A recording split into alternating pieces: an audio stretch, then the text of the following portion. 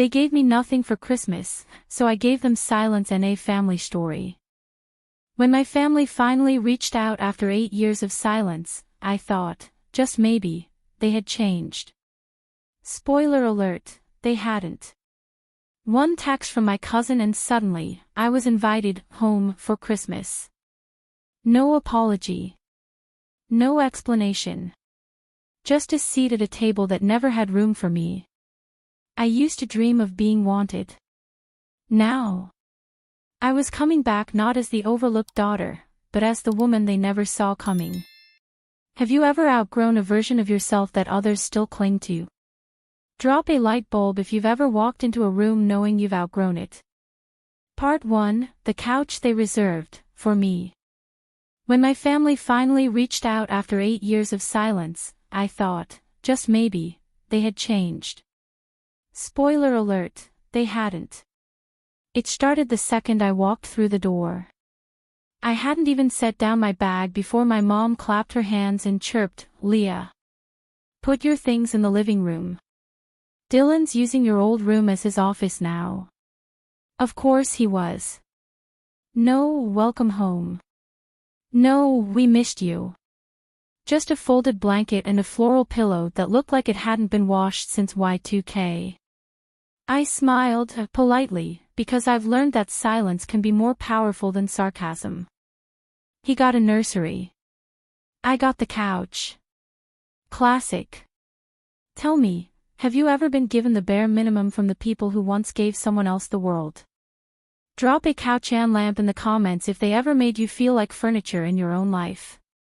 Christmas Eve felt like a performance. One where I'd forgotten my lines. The house smelled the same, cinnamon, clove, and dried potpourri. But everything else had shifted just slightly. My brother, Dylan, held court in the kitchen, his voice booming like he was auditioning for a Netflix special. "And this is Mia," he said proudly, placing a hand on his pregnant wife's back. "We're expecting in March. We're turning Leah's old room into the nursery." Mia gave me a tight-lipped smile. "We figured it wasn't being used for anything important." I nodded. "Sure." Later that evening, Aunt Nora cornered me near the bowl of lukewarm punch. "So," she said, swirling her glass, "still doing computers?" "I build cybersecurity frameworks," I replied. She blinked. "Oh. So like, antivirus?" I resisted the urge to scream into the Christmas tree. "Not exactly." Then came the subtle digs, the family sport. "Uncle Mike, we've still got an open dishwasher job at the diner if you're ever looking for something stable." "Dylan, you still live in Brooklyn, right? Must be tough in that little apartment." "Me, the one I own." "Sure, very tough." But I didn't say that. Not yet. I was saving it. Savoring it, even. Because here's the thing, there's a quiet power in knowing what they don't. In letting them underestimate you. So when the truth lands, it lands. Speech balloon. What about you? Have you ever walked back into a room where you used to shrink yourself, and realized you didn't fit there anymore, not because you were too small, but because you had grown? I see you. I've been you. And this couch. This afterthought of a sleeping arrangement. It wasn't a step backward. It was a stage. Because the next morning, as Christmas sunlight spilled through the window, the living room filled with the sounds of crinkling paper and laughter. Bright red ribbons. Silver wrapping. To Dylan, to Mia, to baby Hale. Gifts stacked high. Except one name was missing. Mine. No tag. No present. Not even a stocking. "Oh no," my mom gasped too loudly. "Leah, we completely forgot." Dylan chuckled. "Just like the good old days. Don't cry this time." I didn't. I reached into my purse, smiled, and said, "Actually, I brought something for myself this year. But before we get there, You need to hear what came next. Sparkles, stick around. Because the story I'm about to tell isn't about revenge. It's about reclaiming. And the gifts they forgot to give me, I've already given to myself. Yellow circle up next, the gifts under the tree, and the one that shook the room. Speech balloon, let me know in the comments, what's the one moment you realized your worth wasn't up for debate anymore? And don't forget to like, subscribe, and follow NA Family Story for more stories that remind us, sometimes, the quiet ones return, louder than ever. Yellow circle part 2, the morning they forgot my name. Everyone got a gift. Except me. Again. Only this time. I came bearing something they'd never expect, my truth. I woke up on Christmas morning to the sound of laughter downstairs. Wrapping paper rustled like a windstorm. Someone clinked a mug against a plate. And Dylan's voice boomed loudest of all, praising his own name like it was written in gold under the tree.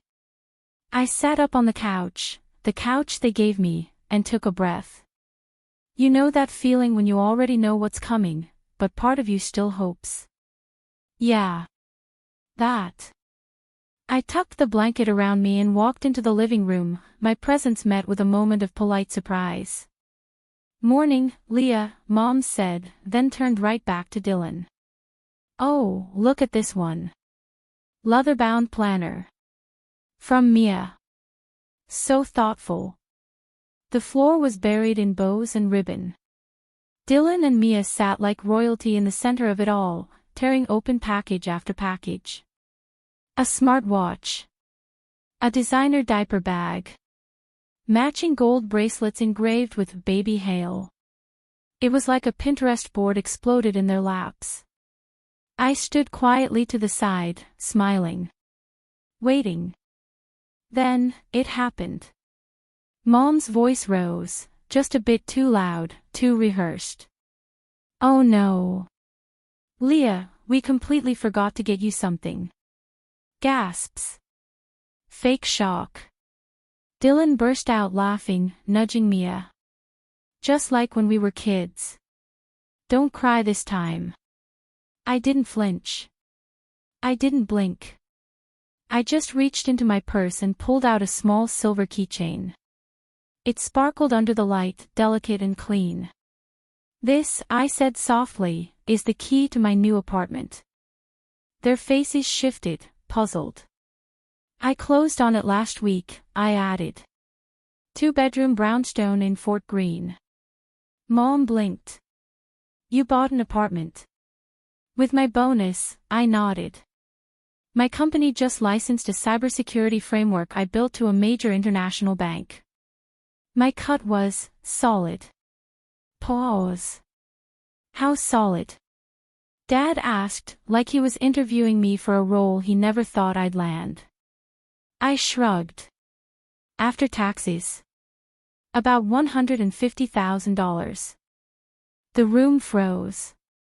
Mia stopped mid-unwrapping.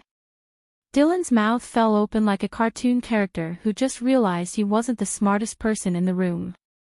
Speech balloon, be honest with me, have you ever dropped a truth bomb at a family dinner? What was your mic drop moment? Share it below. I'm here for all of them.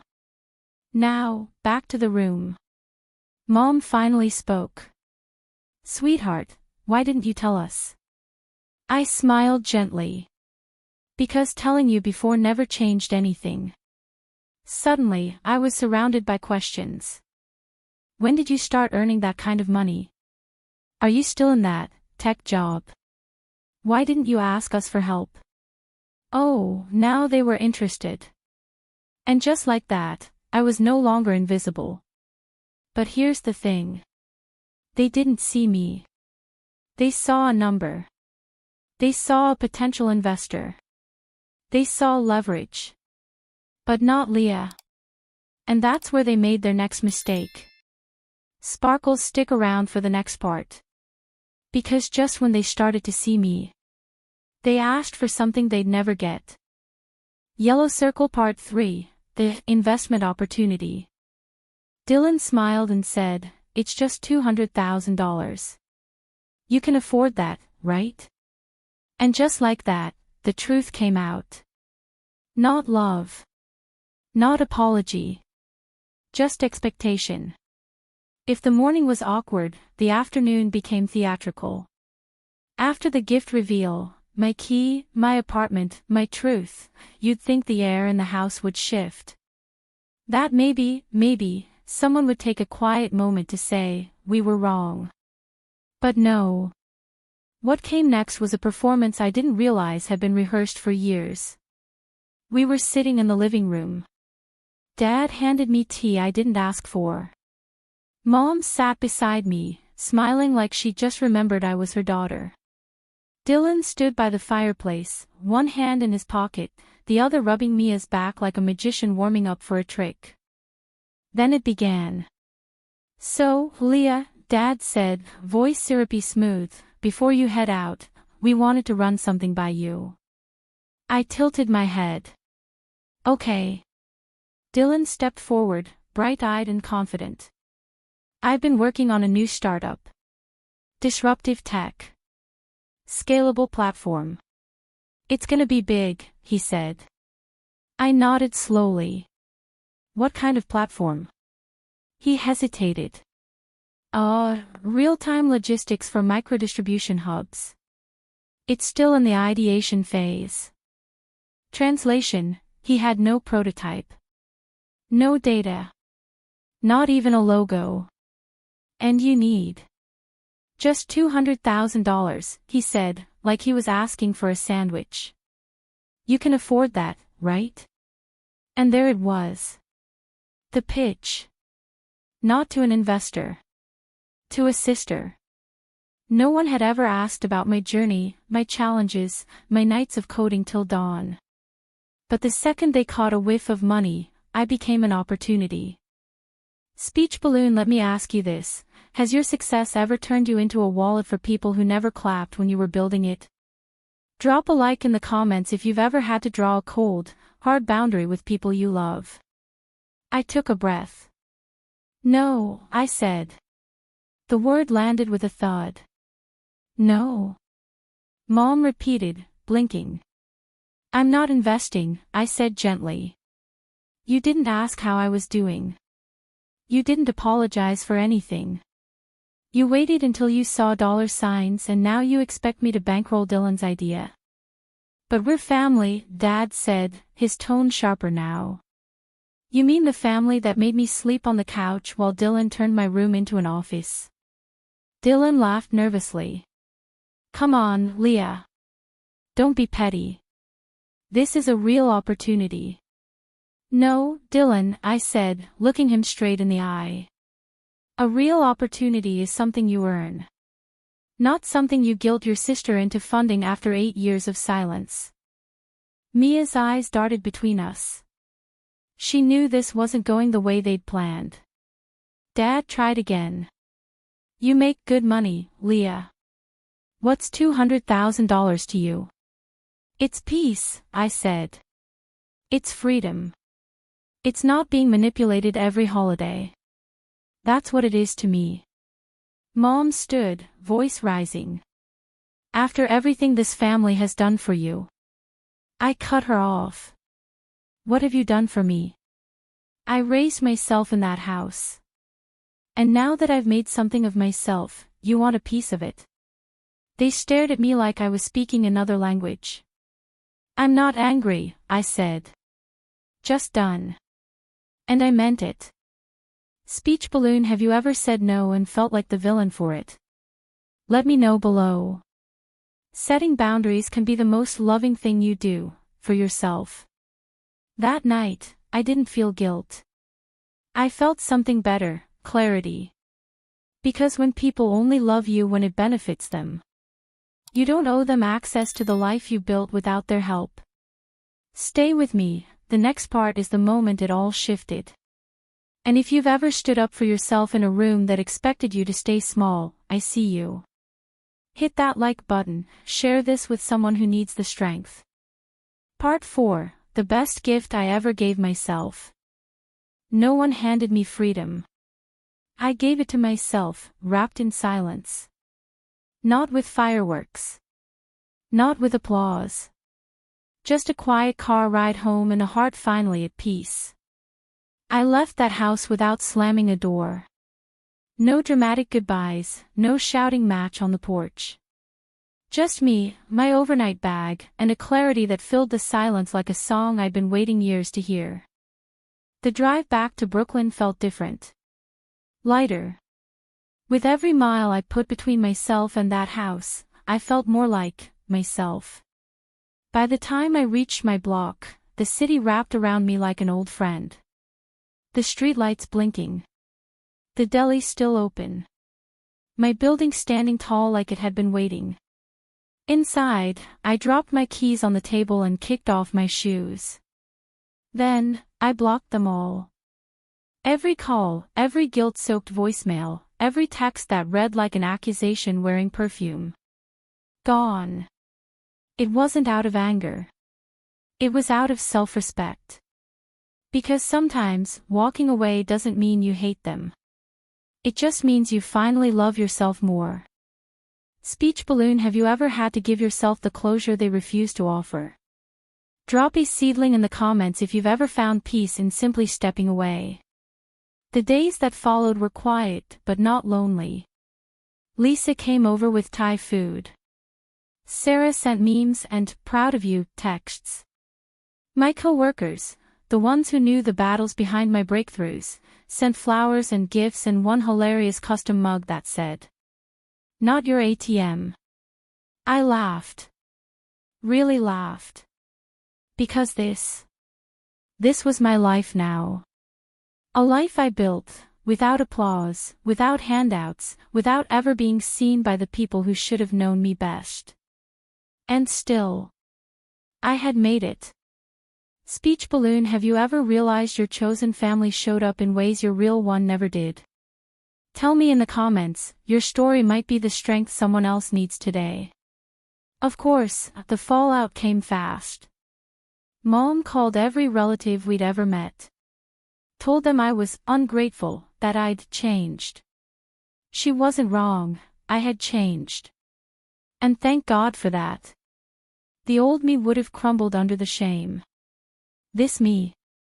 I poured a glass of wine, curled up on my couch, and watched the skyline flicker through the windows of a home I paid for, with work they never saw, and wouldn't understand if they tried. And the peace. It wasn't loud. It was a soft exhale. The kind that comes when you stop trying to earn love you never received. Sometimes, the greatest gift isn't being invited back in.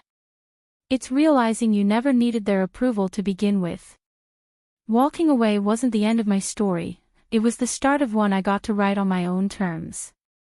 If you've ever chosen peace over permission, truth over tradition, your story matters, too. Speech balloon. Share it below. Someone out there needs your courage. Bell, and don't forget to like, subscribe, and join us here at NA Family Story, where every day, we celebrate healing, growth, and the power of becoming who you were always meant to be.